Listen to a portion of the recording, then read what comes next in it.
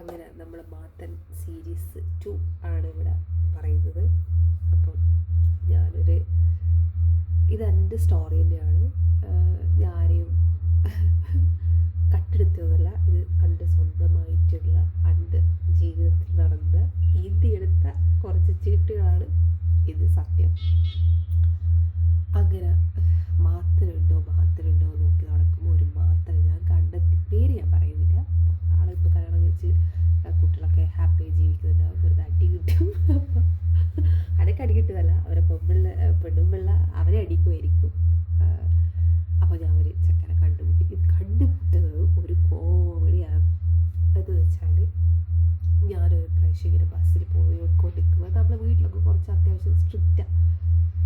അപ്പം ഞാനിങ്ങനെ ബസ്സിൽ ഒരു ദിവസം പോയിക്കൊണ്ടിരിക്കുക, ഞാൻ പറഞ്ഞില്ല KSRTC പോയിക്കൊണ്ടിരുന്നത്. അപ്പം അനക്കൊരു സീറ്റ് കിട്ടി.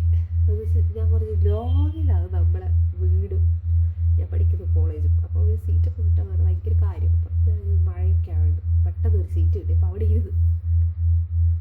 അവിടെ ഇരുന്നപ്പം എന്തോ അന്നേരത്താണെങ്കിൽ മാത്രമേ ഓർമ്മയില്ല, എന്തോ ഇങ്ങനെ വിചാരിച്ചിരുന്നു. എൻ്റെ അടുത്തൊരു ചെക്കനാണ് ഇരുന്നത്. ചെക്കനെ ഞാൻ ശ്രദ്ധിച്ചിട്ട് പോലുമില്ല. ഞാൻ ആലോചിച്ചിരിക്കുന്നു, അനക്കൊരു ഫോണ് വന്നു എൻ്റെ വീട്ടിൽ. ഫോണെടുത്തിട്ട് നോക്കുമ്പോൾ വീട്ടിൽ നിന്ന് പച്ചത്തെറി. ഞാൻ ഇതെന്താണ് ഇത്, നമ്മളെ അമ്മയും ആയിട്ട് കുറച്ച് ടററാണ്. അപ്പം ഏതോ ചെക്കനെപ്പുറം ഒളിച്ചോടിപ്പോയി നമുക്ക് വിവരം കിട്ടി. ബസ്സിൽ എൻ്റെ ഒരു കൂട്ടുകാരുണ്ട്. അങ്ങനെ ഇങ്ങനെ ഞാനങ്ങ് ആകെ ഒരു വല്ലാതെ പോയി. അനക്കാകെ ഒരു ബുദ്ധി എന്ന് പറഞ്ഞില്ല. ഞാൻ ഒളിച്ചോടിപ്പോയി പറഞ്ഞപ്പോൾ അനക്കെ നമ്മളെ ചില മുമ്പിലെ കൂടെ പറയില്ലേ, കുറച്ച് ലുക്കുണ്ട് ബുദ്ധിയില്ല. ഞാൻ എൻ്റെ കൂടെ ലുക്കുണ്ട് ഞാൻ പറയില്ല, പക്ഷെ അതൊരു ബുദ്ധിയില്ല ഒളിച്ചോടാകുമ്പോൾ. അങ്ങനെ പറഞ്ഞപ്പോൾ ഞാൻ ഒളിച്ചോടുക. അപ്പോൾ ഞാൻ ജസ്റ്റ് ബാക്കോട്ട് തിരിഞ്ഞപ്പോൾ നോക്കിയപ്പോൾ ആരും കാണുന്നില്ല.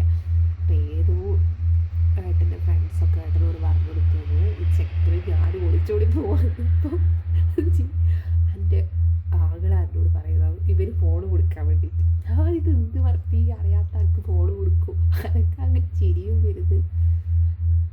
അയ്യോ. അപ്പോൾ ഞാൻ പറഞ്ഞു നിങ്ങൾക്ക് ഭ്രാന്താണ്. അങ്ങ് എണീക്കാൻ നോക്കുമ്പോൾ എണീക്കാനാവില്ല. എന്ന് വെച്ചാൽ ഫുള്ള് തിരക്കാം. സ്കൂൾ കുട്ടികളും പിന്നെ സ്കൂൾ കുട്ടികളുണ്ട്. നിങ്ങൾ പേര് KSRTC സ്കൂൾ പിള്ളേരെല്ലാം ഉണ്ട്. നല്ല കുറച്ച് പിള്ളേരുണ്ടായിരുന്നു. നല്ല തിരക്കായിരുന്നു. മഴയും ഉണ്ടോയെന്ന് അവർ എല്ലാവരും വീട്ടിലെത്താൻ വേണ്ടി ജോലി തിരക്ക് കഴിച്ച് വരുന്ന ആൾക്കാരുണ്ട്. എല്ലാവരും തിരക്കാൻ ബസ്. അപ്പോൾ എണീക്കാൻ എണീക്കുമ്പോൾ ഞാൻ അവിടെ തന്നെ ഇരിക്കേണ്ടി വരുന്നത്.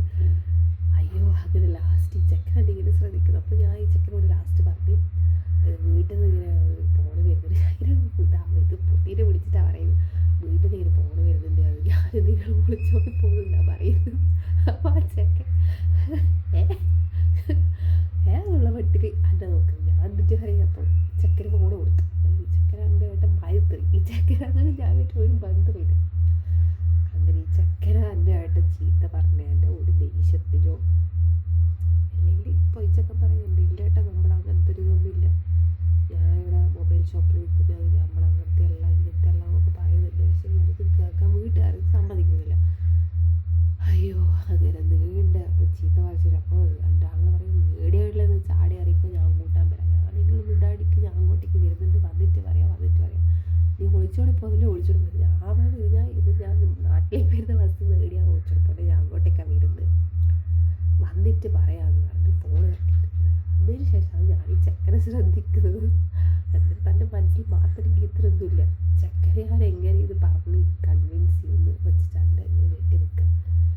അപ്പോൾ ഈ ചെക്കനോട് ചോദിച്ച് എന്താ സംഭവം എന്ന് ചോദിച്ചാൽ, അപ്പോൾ ഞാനിങ്ങനെ പറഞ്ഞു നാട്ടിലുള്ള ആരോ പറഞ്ഞു കൊടുത്തതാ, ഞാൻ ഒളിച്ചോടി പോകുന്നത്, അവർ ബാഗിൽ നിന്ന് എൻ്റെ കണ്ടിട്ട് വിളിച്ച് പറഞ്ഞതാന്ന് പറഞ്ഞു.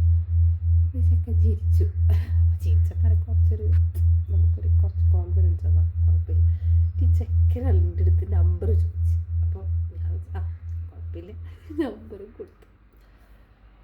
അങ്ങനെ ആ സ്റ്റോറി അവിടെ ആരംഭിക്കാതെ ഒരു ബന്ധമില്ലാത്ത ഒരു ചെക്കനും ഞാനും അങ്ങനെ കണ്ടുമുട്ടി സുഹൃത്തുക്കളെ.